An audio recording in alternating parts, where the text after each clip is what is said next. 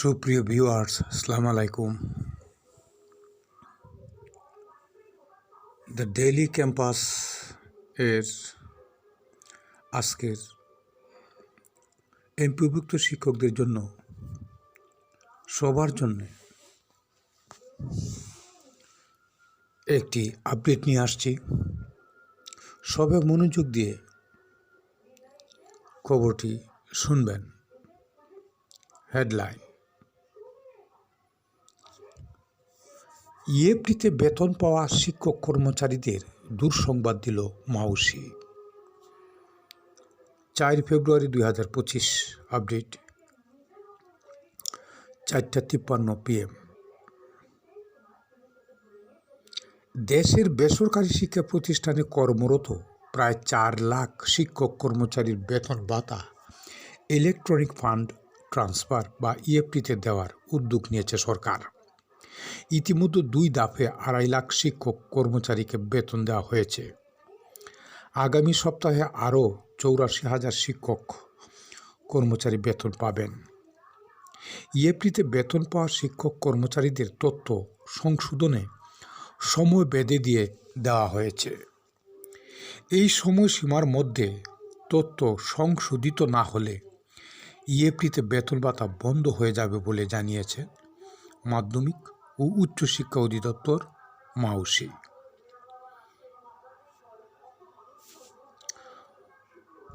মঙ্গলবার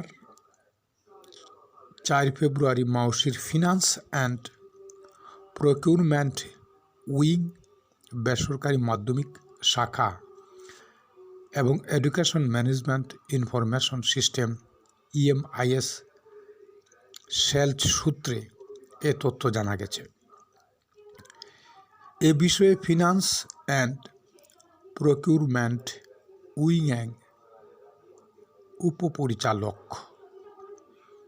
Abu Saeed Majumdar the daily ক্যাম্পাসকে বলেন, শিক্ষক কর্মচারীদের দুর্দশার কথা বিবেচনা করে ভুল থাকার পরও তাদের বেতন দেওয়া হয়েছে। এই ভুলগুলো সংশোধনের জন্য 2 মাস সময় দেওয়া হয়েছে। 2 মাসের মধ্যে তথ্য সংশোধন না করলে সংশ্লিষ্ট শিক্ষক কর্মচারীদের বেতন ভাতা সাময়িকভাবে বন্ধ হয়ে যাবে। যতদিন তথ্য সংশোধন না হবে ততদিন তারা বেতন পাবেন না। মাউসির একটি সূত্র জানিয়েছেন, বেসরকারি শিক্ষক কর্মচারীদের ইএফটিতে বেতন দেওয়ার ক্ষেত্রে EMIS সেলে থাকা তথ্য অর্থ মন্ত্রণালয় আইবাসে পাঠানো হয়েছে। আইবাসের পক্ষ থেকে তথ্যগুলো প্রার্থীদের জাতীয় পরিচয়পত্রের সঙ্গে মিলিয়ে দেখা হয়েছে। তথ্য যাচাইয়ের সময় অধিকাংশ শিক্ষক কর্মচারীর এমপিও শিটের তথ্যের সঙ্গে জাতীয় পরিচয় পত্রের তথ্যের অমিল দেখা গেছে।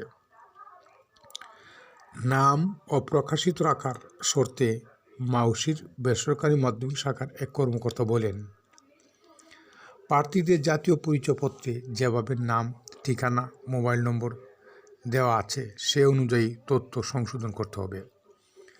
যে মোবাইল নম্বর জাতীয় পরিচয়পত্রে দেওয়া হয়েছে সেই মোবাইল নম্বর সচল রাখতে হবে। ব্যাংক অ্যাকাউন্টের ক্ষেত্রেও একই মোবাইল নম্বর থাকতে হবে। এগুলো আগামী মার্চ মাসের মধ্যে সংশোধন করতে হবে। ওই কর্মকর্তা আরও জানান, যারা ভুল তথ্য দিয়ে এমপিও করবেন তাদের শাস্তির আওতায় নিয়ে আসা হবে। একই সঙ্গে তথ্য সংশোধন না করলে সংশ্লিষ্ট শিক্ষক কর্মচারীর বেতন বন্ধ হয়ে যাবে। শিক্ষক কর্মচারীরা আইডি পাসওয়ার্ড দিয়ে ড্যাশবোর্ডে লগ ইন করার পর কোন তথ্য সংশোধন করতে হবে সেটি দেখতে পারবেন বলে জানান এই কর্মকর্তা।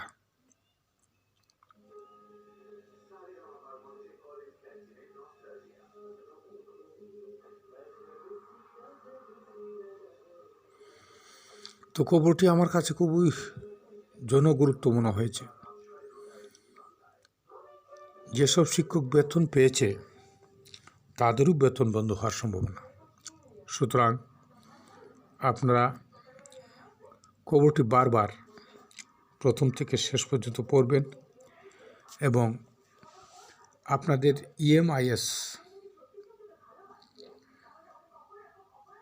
ইএমআইএসের তথ্য এবং মাধ্যমিক উচ্চশিক্ষা অধিদপ্তর মাউসির তথ্য মিলিয়ে ইএমআইএসের তথ্যে